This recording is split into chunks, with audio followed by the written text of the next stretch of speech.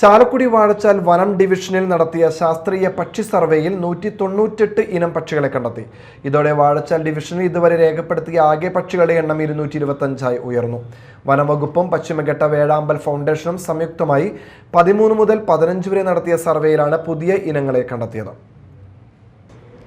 Charpa range forest officer അഖിലിന്റെ നേതൃത്വത്തിൽ ചാർപ്പ റേഞ്ചാണ് സർവേ ഏകോപിപ്പിച്ചത്. Hornbill Foundation director doctor KH Amitabh Bachchan നേതൃത്വം നൽകി.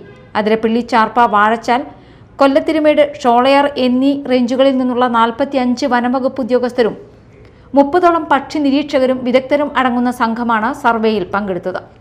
നിത്യഹരിത വനങ്ങൾ, അർദ്ധനിത്യരഹിത വനങ്ങൾ, ഇലപൊഴിയും കാടുകൾ, പ്ലാന്റേഷനുകൾ എന്നിവിടങ്ങളിൽ നടത്തിയ പരിശോധനയിൽ ഇന്ത്യയിൽ മാത്രം കാണപ്പെടുന്ന 23 ഇനങ്ങളെയും പശ്ചിമഘട്ട തദ്ദേശീയ ഇനങ്ങളായി 15 പക്ഷിവർഗ്ഗങ്ങളെയും കണ്ടെത്തി. അപൂർവ ഇനങ്ങളായ പതുങ്ങൻ ചിലപ്പൻ, മാക്കാച്ചിക്കാട, കാട്ടുപാലുകുലുക്കി എന്നിവയുടെ സാന്നിധ്യവും കണ്ടെത്തി. 23 ട്രാൻസെക്ടറുകളിൽ നിന്നായി 33ലധികം മലമ്പുഴക്കി വേഴാമ്പലുകളെ നിരീക്ഷിച്ചു. മലമുഴക്കി വേഴാമ്പൽ, പാണ്ടൻ വേഴാമ്പൽ, കോഴി വേഴാമ്പൽ എന്നിവയുടെ സജീവമായ കൂടുകളും സർവേയിൽ രേഖപ്പെടുത്തിയിട്ടുണ്ട്. Media time, Chalakudy.